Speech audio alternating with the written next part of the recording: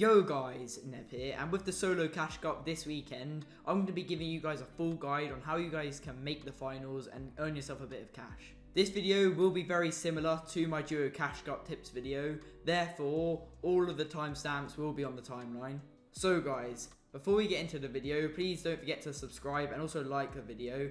Why not also drop a comment as I reply to all of you guys, and yeah, let's get into the video. So guys, if we look at the solo cash cup on the compete tab, as you can see here, the placement points are exactly the same as last season. However, qualifying for round 2, and especially in the first few weeks of Chapter 3 Season 2 Cash Cups, the points to qualify will be slightly lower as people have had less time to get to champs. However, whatever region you're on, it's always going to be top 100 to qualify, as you need a set lobby in the finals.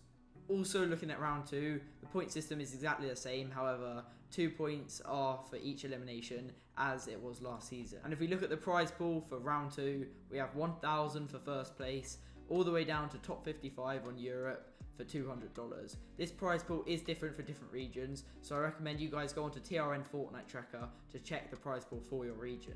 So guys, now we've gone over the format of the Chapter 3 Season 2 Solo Cash Cups, now I want to talk a little bit about how you guys want to play out your games. What I mean by this is exactly what you want to do in your first all the way through to your last game. In my opinion, the best play style to have in the Solo Cash Cup is just consistently going for endgame, without feeling the need especially to W key in game 1. The advantages of doing this is that you tend to have a lot more games left at the end of the tournament, meaning you have a lot more room for mistakes when you take those risky plays in order to get the mobility, such as launch pads and good positioning in order to help you win the game. Normally at the very end of your cash cup, you normally have a point where you're not quite qualified and you need to rely on one good end game in order to push you into the top 100. My best advice I can give to you guys in terms of getting into your last game and qualifying off of it is having at least 2 games left and going in 20 minutes before the end of the tournament.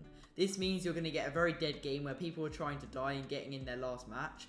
And also, if you die, you still have that spare match to play at the end. From looking at the leaderboards from the last season of Solo Cash Cups, I was looking at some game histories of those who qualified for the finals, and most of the players followed this playstyle, so I definitely give you guys a recommendation to try it yourself. When following this game plan, however, it's very easy to get off track.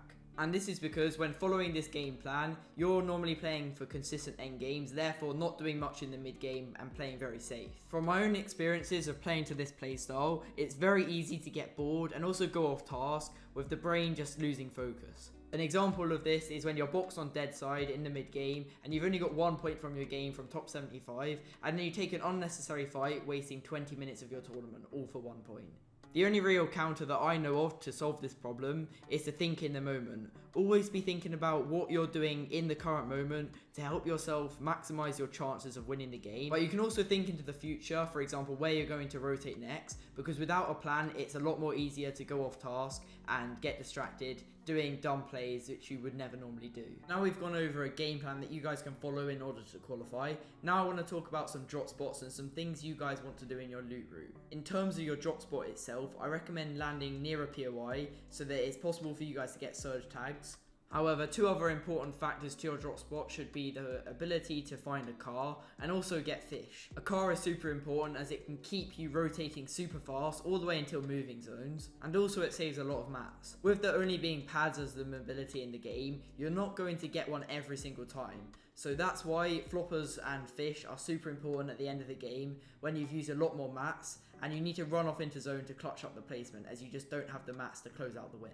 An example of a great solo drop is the beach near Jones's, and it's got fish right on the beach, it's got metal as you go up to the gas station, which also has a car, and there's also a hill next to Jones's where you can get your surge. As long as your drop spot has something like this, then you should be chilling and able to get those consistent games. So guys, that's been it for this video. I feel like in this video I've covered some really important things which you guys can prioritize in terms of your preparation for these solo cash cups. I wish you guys good luck with them and wish you guys the best in terms of qualifying, and yeah guys, thanks so much for watching the video.